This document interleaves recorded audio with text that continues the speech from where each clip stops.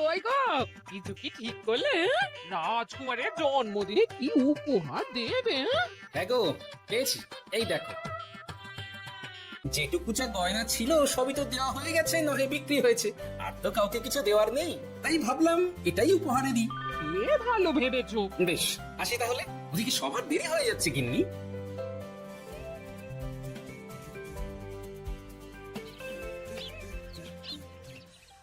আচ্ছা শোনো, একটা কথা বলতে ভুলে গেছিলাম, আজ একটু তাড়াতাড়ি বাড়ি এসো। শাড়িওয়ালাকে আসতে বলেছি দুপুরে। আবার শাড়িওয়ালা কেন? আরে তুমি ভুলে গেলে, সামনে আমার বন্ধুর বিয়ে, তার জন্য নতুন শাড়ি লাগবে না গো? একমাত্র বড় মাসির বিয়ে বলে কথা। বুঝলাম, তো ওই একটা শাড়ির জন্য আবার আমাকে থাকতে হবে? 3টে শাড়ি উপহারের পাশাপাশি আমারও একটা শাড়ি চাই। হ্যাঁ আচ্ছা, তুমি নতুন শাড়ি নিয়ে কি করবে বলো তো? বিয়েটা তো তোমার বংশীর। বলি, সারাটা জীবন তো এই এক কাপড়ে কাটিয়ে দিলাম, কি দিয়েছে তুমি আমায়? কেন, এই নিজেকে? আমার মতো স্বামী আর কোথাও পাবে? ও সব মন ভোলানো কথায় আর চেয়ে ভিজবে না, তাড়াতাড়ি আসবে বলে দিলাম। হ্যাঁ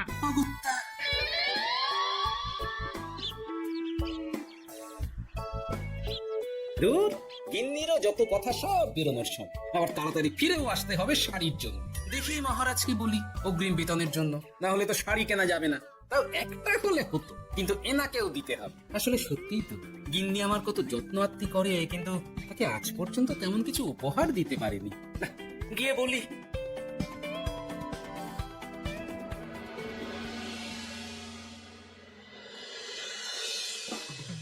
রাজকুমারের জন্মদিন উপলক্ষে যে আপনারা এত উপহার এনেছেন তার জন্য অনেক ধন্যবাদ। আপনাদের সকলের আশীর্বাদ ও ভালোবাসা আমি রাজকুমারীর কাছে পৌঁছে দেব। এ আর এমন কি মহারাজ, জানেনই তো রাজকুমার আমাদের সকলের কাছে কত প্রিয়। ঠিক ঠিক।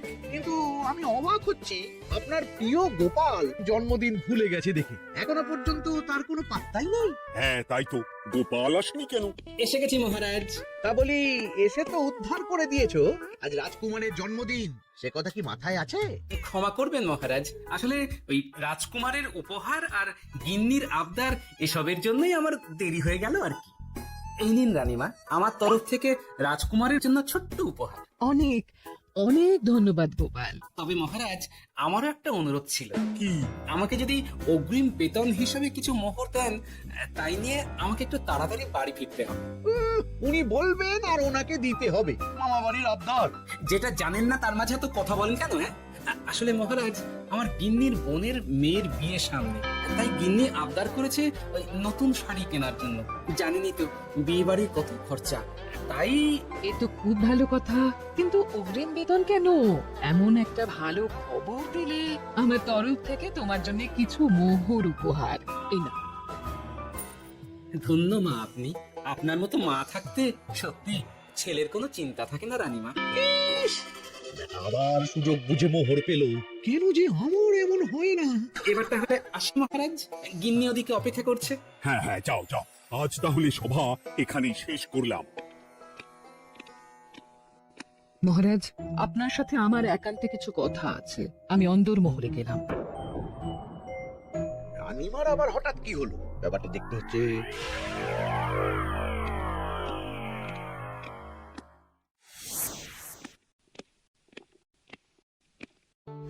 আজ আমি বুঝতে পারছি আপনি আমাকে একদম ভালোবাসেন না মহারাজ। ও কি কথা বলছো রানী? একদম ঠিক বলছি। নিজের গিন্নির আবদার মেটানোর জন্য গোপাল কত ভাবে, নতুন শাড়ি কিনে দেওয়ার জন্য অগ্রিম বেতন অব্দি চাইলো, আর আপনি? আমি তো রাজা, আমি কেন বেতন চাইবো? সেটাই তো, রাজা হয়েও আপনি কখনো এমন কিচ্ছু করেননি, কিচ্ছু না। রাগ করে না, আমি তোমাকে সব থেকে সুন্দর শাড়ি উপহার দেব। একেবারে সোনার সুতোর কাজ করা মুক্ত বসানো শাড়ি। এমন শাড়ি কেউ কখনো দেখেনি। ওমা, সত্যি? আচ্ছা, এই ব্যাপার। গোপালের কথা শুনে এবার মহারাজ ও রানীমাকে উপহার দেবে? ধুর, আমারই ভাগ্যটা খারাপ।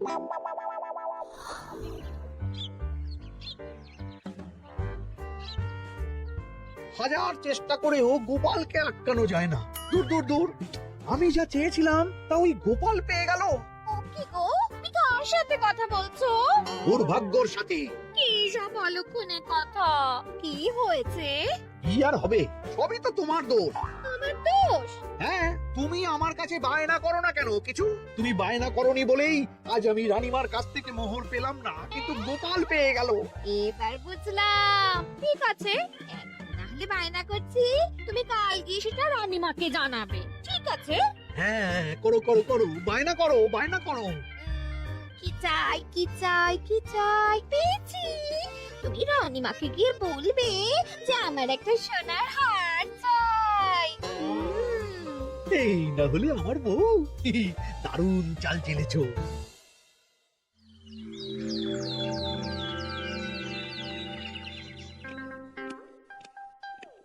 কি গো মন্ত্রী, আজ যে তুমি দেরি করলে বড়। আগে মহারাজ, আমাকে সময় নিয়ে শোনাতে শোনাতে মন্ত্রী মশাইয়ের মনে হয় নিজেরই সময় জ্ঞান খারাপ হয়ে গেছে। তুমি থামো তো মহারাজ, আমারও খুব বড় একটা বিপদ হয়ে গেছে। একমাত্র রানীমাই আমাকে বাঁচাতে পারবেন। আমাকে একটু ওনার সাথে দেখা করার অনুমতি দিন মহারাজ। কিন্তু তোমাদের রানীমা তো এখানে নেই। আসলে জানোই তো যে কুমার অনেক দূরে থাকে, তাই গতকাল রাতেই রওনা দিয়েছে। সে কি, রানীমা নেই? এবার কি হবে আমার? কেন কেন কেন, কি হয়েছে? আসলে মহারাজ, আমার বউ আমার কাছে সোনার হার গড়িয়ে দেওয়ার বায়না করেছে, তাই আমার। বুঝেছি বুঝেছি, চুপ করো তুমি। এখন তোমাকে মোহর দিতে পারবো না। কেন মহারাজ? পরের মাসে দিতে পারবো। আসলে তোমাদের রানীমাকে সোনার সুতো দিয়ে কাজ করা এক শাড়ি উপহার করেছি সদ্য, যার জন্য অনেক খরচ হয়ে গেছে। তাহলে আমার সোনার হার পরের মাসে গড়িয়ে দিও। এটা তো ঠিক না। গোপাল আপনার প্রিয় বলে যখন যা চায় তখনই সাথে সাথেই পেয়ে যায়, আর আমার বেলায় এমন। এমন কোনো ব্যাপার নয় মন্ত্রী। মহারাজ, আপনি বরং আমাকে দেওয়া মোহরগুলো আমার অগ্রিম বেতন হিসেবে ধরুন, না হলে মন্ত্রী মশাই এমন অভিযোগ বারবার করবেন। আহা গোপাল, তোমাকে তো স্বয়ং রানীমা উপহার দিয়েছেন, এসব কিছু করতে হবে না। যেমন আছে তেমনই থাক। ঠিক আছে, আমিও দেখে নেব পরে। কি দেখে নেবে মন্ত্রী? ও কিছু না মহারাজ, পরে দেখে হার গড়ানোর কথা বলছি। না, মন্ত্রীর হাবভাব মোটেই ঠিক ভালো লাগছে না। বেটা মনে মনে নিশ্চয়ই কোনো ফন্দি আসছে আমার বিরুদ্ধে। একটা করতেই হবে। গোপালের ওই মোহর উপহার পাওয়াটা আমি কিছুতেই মেনে নিতে পারছি না। একটু মাথা খাটাই, একটু মাথা খাটাই। উপায় পেয়েছি। আমাকে এখনই নবাবের কাছে গিয়ে মহারাজের নামে বলতে হবে।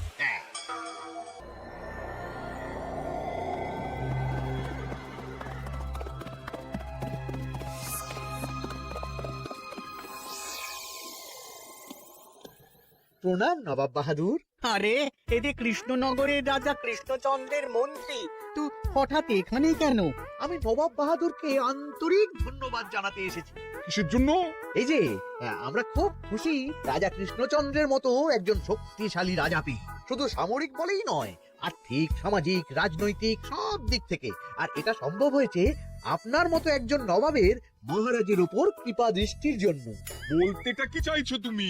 এই তেমন কিছুই না, আপনার গুণগান করছি। নইলে আপনিই বলুন না, আমাদের মহারাজ কখনো সোনার সুতোয় বোনা মুক্তোর কাজ করা শাড়ি কিনে রানীমাকে উপহার দিতে পারে? কি সোনার শাড়ি? হ্যাঁ, এমন দামি শাড়ি যা হয়তো নবাবের কাছেও নেই। ঠিক আছে ঠিক আছে, তুমি এখন আসতে পারো। আর শোনো, আমি তোমাদের রাজ্য পরিদর্শনের জন্য লোক পাঠাবো। কবে কখন সেটা কাল তোমাদের সূচনা পাঠিয়ে দেবো, কেমন? ও, ঠিক জায়গাতেই আগুনটা ধরিয়েছি মনে হচ্ছে। বেশ, ব্যাপারটা আমার মোটেই ঠিক লাগছে না উজির। কৃষ্ণচন্দ্র মতো এক সামান্য রাজা এত দামি শাড়ি কিনলো কি করে? কালো বাজারি করছে না তো? আমিও একই কথা ভাবছিলাম হুজুর। এক কাজ করো, কালকে কৃষ্ণনগরে খবর পাঠাও। 2 দিন পর রাজকার্য পরিদর্শনের জন্য তুমি সেখানে যাবে। সব খতিয়ে দেখবে, আর কিছু বেগতিক বা গরমিল দেখলে সেটা বাজেয়াপ্ত করে নেবে, কেমন? ভাবছি হুজুর।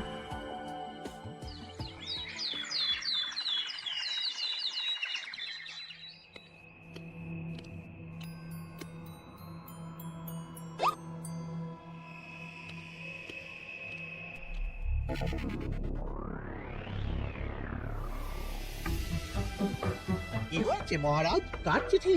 নবাবের রাজকাজ পরিদর্শনের জন্য লোক পাঠাবে দুদিন পর। এতে চিন্তার কি আছে মহারাজ? চিন্তার বিষয় আছে। নবাব আমার রাজকোষের হিসাবও মিলিয়ে দেখতে চায়। কোনো একটা ভাবে নবাবের কানে আমার সোনার শাড়ি কেনার কথাটা চলে গেছে। আমি সন্দেহ করছে সে কি কাণ্ড! নবাবকে তো চিনি, ভুল ধরার কোনো সুযোগ ছাড়বে না। আর চিঠিতে পরিষ্কার লিখে দিয়েছে, হিসেবের একটু এদিক ওদিক হলে সে সব বাজেয়াপ্ত করে নেবে। আরে কাল, এ সব হয়েছে গোপালের জন্য। অমনি শুরু করে দিলেন। আচ্ছা আমি আবার কি করছি বলুন তো? তুমিই তো করেছো। সেদিন যদি তুমি তোমার গিন্নির শাড়ি কেনার কথাটা রানীমার কানে না তুলতে, তাহলে রানীমাও মহারাজের কাছে শাড়ির জন্য বায়না করতেন না, মহারাজও সোনার শাড়ি কিনতেন না, আর নবাবও জানতে পারতেন না। একদম ঠিক কথা বলেছ মন্ত্রী, সব দোষ তোমার গোপাল। মহারাজ আপনি এমন বলছেন? হ্যাঁ বলছি, কারণ এটাই হয়েছে। দুশ্চিন্তায় এখন মাথা খারাপ হয়ে যাচ্ছে আমার। আমি জানি না তোমার জন্য আজ অব্দি এমন বিপদে কবে পড়েছি। এবার তোমাকেই এখান থেকে বেরোনোর উপায় বের করতে হবে। আর যদি তা না করতে পারো, তাহলে আজ পর্যন্ত তোমাকে যত মোহর উপহার দেওয়া হয়েছে, সেই সব উপহারের মোহর ফেরত দিতে হবে। সব মোহর যে প্রায় খরচ হয়ে গেছে মহারাজ, আবার আমি কোথা থেকে পাবো? সেটা তুমি জানো। এইবার গোপাল ভালো মতো জব্দ হয়েছে। এই যে লঘু পাপে গুরুদণ্ড। গোপাল পড়ল কাঁদে, এমন দেখে মন্ত্রী হাসে আর আমার মনটা কাঁদে।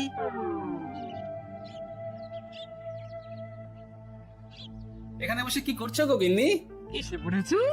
ও মা, তোমার মুখটা এমন শুকনো দেখাচ্ছে কেন? আর বলো না, এই হিসেবের ঠেলায় সবকিছু বেহিসাবি হয়ে যাচ্ছে একেবারে। আচ্ছা তুমি কি করছিলে ওই রসিদগুলো নিয়ে?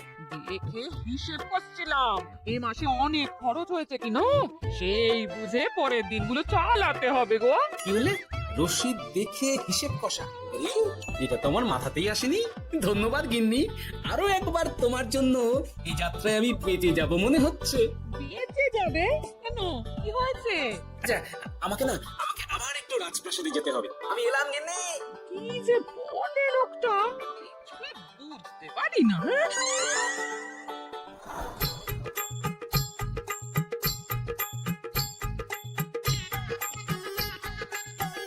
আসতে পারি মহারাজ? এ কি গোপাল, তুমি? আর কোনো চিন্তা নেই মহারাজ, নবাবকে হিসেব বোঝানোর উপায় পেয়ে গেছি। কি বলছো? কি উপায়? এই দুদিনে আপনি শুধু সকল প্রজাদের কাছ থেকে পুরনো রসিদ সংগ্রহ করুন, তাহলে কেল্লা ফতে। তাই নাকি? আর নয়তো কি? তবে এ ব্যাপারে মন্ত্রী মশাইকে কিন্তু কিচ্ছু জানতে দেওয়া যাবে না। শুধু আমি যা বলছি তাই করুন মহারাজ। সে তো বুঝলাম, কিন্তু প্রজাদের থেকে পুরনো রসিদ সংগ্রহের কথা ঘোষণা করলেই মন্ত্রী এমনি জানতে পেরে যাবে। চিন্তা করবেন না মহারাজ, আমার কাছে এটারও উপায় আছে। আপনি শুধু খেয়াল রাখবেন যাতে এই কথা পাঁচ কান না। বাকিটা ভরসা রাখুন, কৃষ্ণনগরের একটা ঘাসও নবাব বাজেয়াপ্ত করতে পারবে না।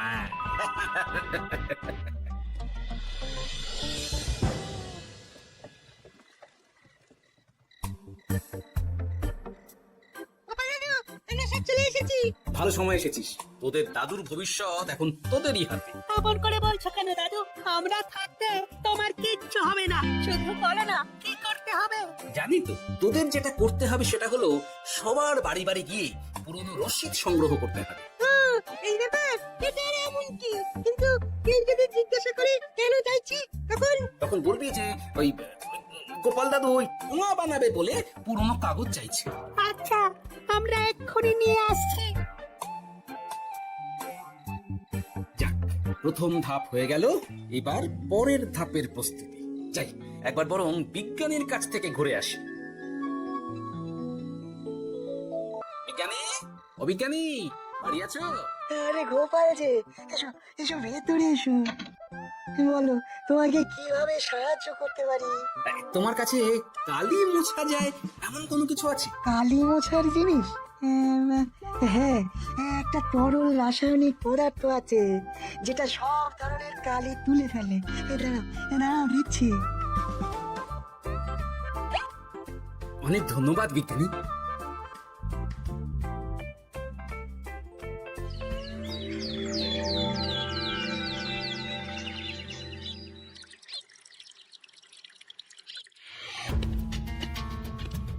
আসুন আসুন, আপনার জন্যই তো অপেক্ষা করছিলাম। তাই নাকি?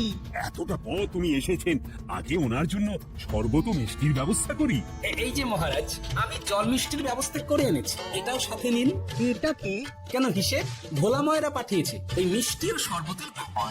এর মধ্যে এই কাজের সাথে যুক্ত ভোলা ময়রা আর তার পরিচারকের পারিশ্রমিকও যুক্ত আছে। হ্যাঁ, আসলে আমাদের মহারাজ তো প্রতিদিনের খরচ খুব হিসেব করে চলেন, তাই আমি একটু বসবো? নিশ্চয়ই। ওই তো ওদিকে বসার জায়গা। আপনি কি হাওয়া খাবেন উজির সাহেব? তাহলে রশিদে ওটাও যুক্ত করব। মস্করা হচ্ছে? আহা, দিকে যাচ্ছেন কেন? আপনার সাথে মস্করা করার মতো স্পর্ধা আমার নেই উজির সাহেব। আসলে মাসের শেষ তো, তাই একটু বেশি হিসেবে চলতে হচ্ছে আর কি। আমাকে হিসেব দেখাচ্ছ? আর রাজা কৃষ্ণচন্দ্র যে সোনার সুতুই বোনা শাড়ি কিনতে পারলো, সেটার হিসেব কোথায়? একটা সামান্য রাজা এত অর্থ পায় কোথা থেকে? এ আবার কেমন কথা? মহারাজ যা কিনেছেন সেটাতে তার জমানো অর্থ দিয়েই কেনা। আমি বিপথে কোনো কাজ করি না। সেটা তো রাজকোষের হিসেব দেখলেই বোঝা যাবে। শুনে রাখো গোপাল, একটু যদি হিসেব এদিক ওদিক দেখি না, তাহলে সব বাজেয়াপ্ত করে দেব। কোনো চালাকি নয়, কোনো চালাকি নয়। বেশ, তবে করুন হিসেব। আমাদের কাছে কিন্তু সব কিছু রসিদ আছে। কই গো, আনো সব, আনো আনো।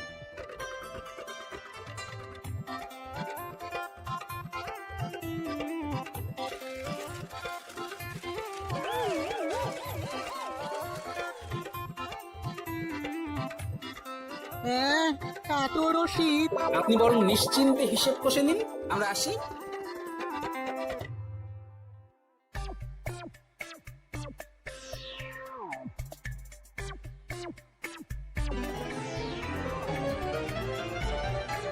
বাবারে, এত হিসেব কষে কষে তো মাথা ঝিমঝিম করছে, খিদেতেও পেট টুই টুই করছে। আপনার হিসেব কত দূর উজির সাহেব? আমাকে এখান থেকে নিয়ে চলো গোপাল, আমি আর পারছি না। ও কি, অঙ্ক কষে কষে তো আপনার সব শক্তি শেষ হয়ে গেছে দেখছি। চলুন চলুন চলুন, কিছু মুখে দিয়ে দিন, তাহলেই শক্তি আসবে। তাই চলো।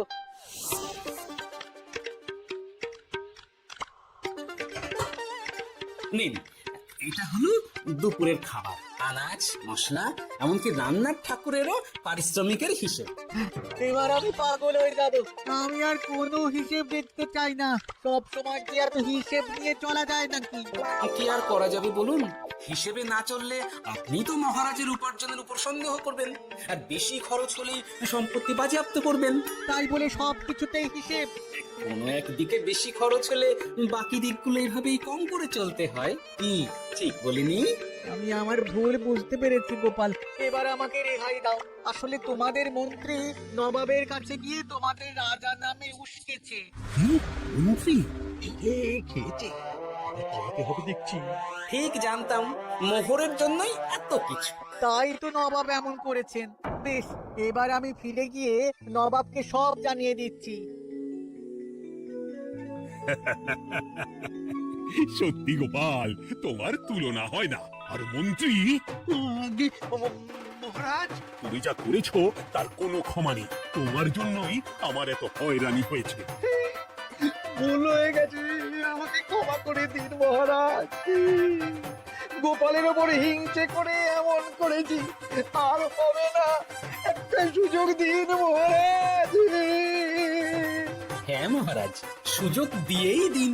বেশ, তবে তোমার শাস্তি হলো রানীমাকে আমি যে সোনা শাড়ি কিনে দিয়েছি সেটার পুরো দাম তোমাকে আমায় দিতে হবে। হ্যাঁ?